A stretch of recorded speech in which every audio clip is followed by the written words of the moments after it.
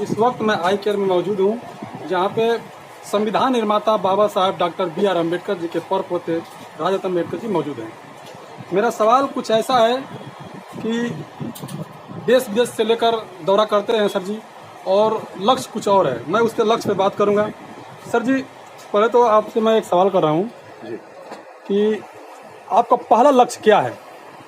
पहला लक्ष्य यह है कि बाबा साहब अम्बेडकर जी ने देश का संविधान निर्माण किया और इस देश का संविधान निर्माण करते समय उसका जो प्रियम्बल बाबा साहब ने दिया है, जिसमें बाबा साहब ने सबसे पहली बात कही है जस्टिस की, न्याय की। और वो न्याय कौन सा? सामाजिक, आर्थिक और राजनीतिक। आज हमारे लोग सिर्फ राजनीतिक न्याय की लड़ाई कर रहे हैं, सामाजिक और आर्थिक न्याय की ओर उन्होंने आंखें बंद कर ली।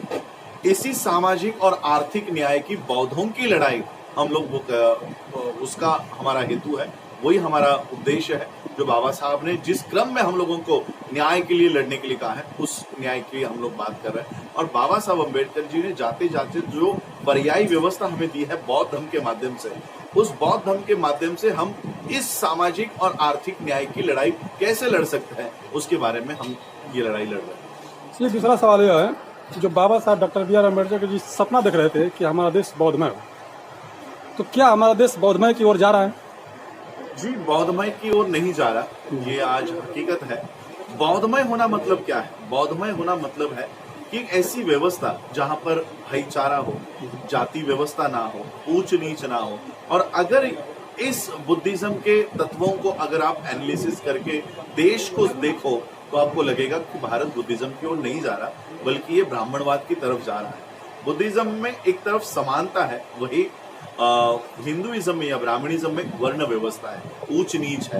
तो आज जो हम देख रहे हैं देश भर में, कहीं ना कहीं ये ब्राह्मणवाद की तरफ ये देश जा रहा है। और बाबा साहब अम्बेडकर जी ने बौद्ध धर्म के माध्यम से जो क्रांति की थी, उसके लिए प्रतिक्रांति इस देश में खड़ी की जा रही है। सर, एक सवाल और है कि जो भारत में जो पहले सोने का चिड़िया हुआ करता था, आज से लगभग 5000 साल पहले, तो क्या फिर वापस भारत सोने का चिड़िया बनेगा? जी, अगर इस देश का संविधान का हर एक आर्टिकल, हर एक पन्ना अगर इम्प्लीमेंट किया जाता है, तो ये देश आज भी सोने की चिड़िया बन सकता है। इतनी ताकत इस देश के संविधान में है, सिर्फ इसको इम्प्लीमेंट करने की जरूरत है। सर, एक सवाल, राजेंद्र पाल गौतम जी जो आम आदमी पार्टी के हैं, वो उन्होंने लक्ष्य रखा है कि हम 10 करोड़ 2024-25 तक 10 करोड़ लोगों को बौद्ध भिक्षु बनाएंगे।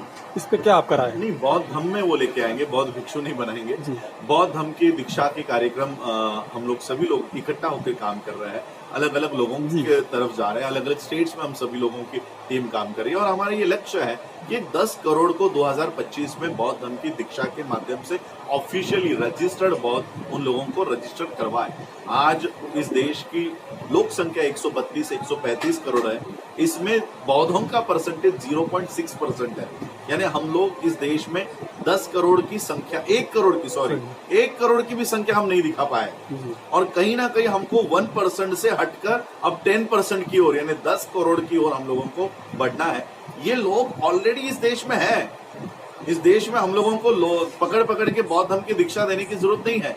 अगर लोग भी समझ जाए कि बाबा साहब ने हमको बौद्ध बनाया है और अपने आप को हमको बौद्ध लिखना है। आज हमारे लोग डर के कारण अपने आप को हिंदू लिख रहे हैं। हिंदू लिख रहे हैं क्यों हमको रिजर्वेशन मिलेगा। और इसलिए हम लोगों के दिमाग से ये डर निकाल रहे हैं कि बाबा साहब ने आपको बिंदास बौद्ध होने के लिए कहा है, अपने आप को बौद्ध लिखो, रजिस्टर में बौद्ध लिखो, जनगणना में बौद्ध लिखो, और पूरे सेल्फ रिस्पेक्ट के साथ बौद्ध लिखो। ये लोग भी अपने आप को बौद्ध लिखना शुरू कर देना, तो आज ये 0.6% ये 6% में तब्दील हो जाएगा। ये इतनी बड़ी तादाद हमारी है। ऐसे ही लोगों को हम ये बाबा साहब की बुद्धिज्म को समझाने का काम कर रहे हैं। सर जी, SC कैटेगरी के जो लोग हैं केवल बौद्धिज्म की ओर जा रहे हैं, लेकिन OBC समाज अभी भी नहीं आ रहा है। नहीं, अभी बनते सुमित रतन जी के माध्यम से आपने देखा होगा, लखनऊ में OBC लोगों की बहुत बड़ी धर्मांतर का कार्यक्रम हुआ। हमारे महाराष्ट्र में सीमा पाटिल है, उन्होंने बौद्ध धर्म का दीक्षा का कार्यक्रम इस साल किया। उनके साथ कई OBC भी आए। धीरे धीरे बाबा साहब अम्बेडकर जी ने कहा कि ये जो धर्म का बीज है, ये इसको बाबा साहब ने 3 जनरेशन का टाइम दिया हुआ कि 3 जनरेशन हमको काम करना है। लेकिन हम अगर प्रॉपर काम करें तो ओबीसी क्या, इस देश का ब्राह्मण भी ब्राह्मणवाद को छोड़ के बौद्ध हो जाएगा। इतनी ताकत बाबा साहब ने इंट्रोड्यूस किए हुए बुद्धिज्म में है। सर एक सवाल और अलग से हटके है, यह भगवा को लेकर इस समय विवाद चल रहा है। दीपिका पादुकोण को जो गाना बेशरम कर रंग बेशरम, हाँ। इस पे भगवा बौद्धिज्म में जो हमारे भांते जो लोग भी पहनते हैं और वो लोग भी पहनते हैं, इस पे क्या आपका विचार है? देखो, कलर है, रंग है, बौद्ध धर्म का कलर भगवा ही है जी। बुद्धा के चिवर का रंग भगवा है। तो सिर्फ दीपिका पादुकोण को लेकर नहीं है ये, और हमारा धम्म इतने कमजोर तथ्यों पे नहीं टिका हुआ है, इतने कमजोर तथ्यों पे नहीं बना है कि किसी औरत ने उसको पहनकर बिकिनी के माध्यम से पहना तो हमारा धर्म डूब जाएगा। जिनका धर्म डूब रहा है वो विरोध कर रहे हैं। एक भी बौद्धों ने इसका विरोध नहीं किया, क्योंकि हमें पता है तथागत बुद्ध का धम्म कलर में नहीं है, उनके विचारों में है, उनकी शिक्षाओं में है। ये शिक्षा आज पूरा विश्व अपना रहा है। अगर किसी के भगवा कलर पहनने पर बुद्धिज्म डूबता तो बुद्धिज्म तो कब का डूब जाना चाहिए था। हमारी महाराष्ट्र की एक एमपी है नवनीत राणा, वो तो ब्लाउज और परकर में उसने गाना गाया है, तो तभी बुद्धिज्म नहीं डूबा। तो मनोज तिवारी, रवि किशन और निरहुआ जो है दिनेश लाल यादव भी गाए हैं सर, तो उन्होंने भी अश्लील गाने गाए हैं भगवा रंग पहन के। इसमें बौद्धों ने कभी भी विरोध नहीं किया। जिनका धर्म कमजोर है सिर्फ वही विरोध करते हैं। तो क्या लगता है बौद्धिज्म की ओर भारत जा रहा है तो हिंदू धर्म को खतरा हो रहा है? देखिए, मैं तो ये मानता हूँ कि हिंदू नाम का कोई धर्म ही नहीं है, और ये प्रधानमंत्री नरेंद्र मोदी ने भी कबूल किया है। उनका इंटरव्यू आप लोग निकाल कर पढ़ लो। इस देश में जो धर्म है वो है ब्राह्मण धर्म। अब ब्राह्मण धर्म का प्रचार नहीं किया जा सकता, लोगों को बोल नहीं सकते कि हम आपको ब्राह्मण बनाएंगे, और इसलिए वो पॉलिटिकल सेटलमेंट के लिए हिंदू नाम का यूज करते हैं। और जब अधिकार मांगने की बात आती है तो मुझे बताओ ना, इस देश में जो आज राजस्थान में हत्या हो रही है वो धर्म से कौन सा बच्चा है? धर्म से तो हिंदू है ना। हमारा जो बच्चा, हमारा जो युवा मूंछ रखने पर उसकी हत्या कर दी, उसका धर्म कौन सा है? क्या वो बौद्ध है? क्या वो जैन है? मुस्लिम है? कौन है? हिंदू है। तो फिर नाम से आप हिंदू बोलते हो और अधिकार देने की बात आती है तो उसकी हत्या करते हो।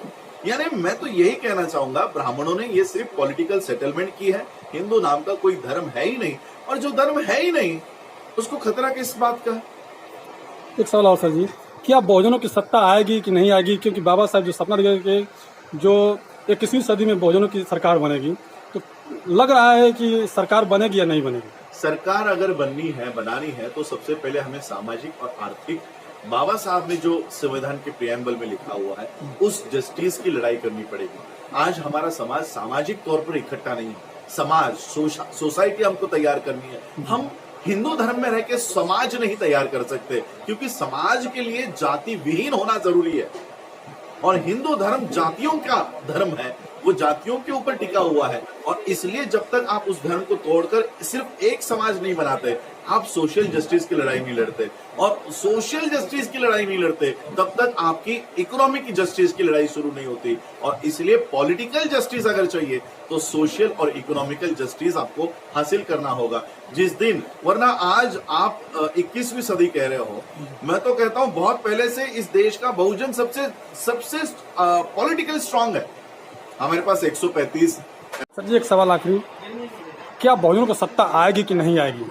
बहुजनों की सत्ता आई भी तो भी बहुजनों की किसी काम की नहीं होगी। इस देश में आप पूरे के पूरे 534 जितने भी कैंडिडेट्स आपके एमपीज बन के संसद में जाते हैं, ये पूरे के पूरे आप लोग अगर बहुजन समाज के भी भेजो तब भी आपके किसी काम के नहीं होंगे। बाबा साहब आज जिनको हम एमपी कह रहे हैं, एमएलए कह रहे हैं, बाबा साहब इनको एजेंट कह के गए।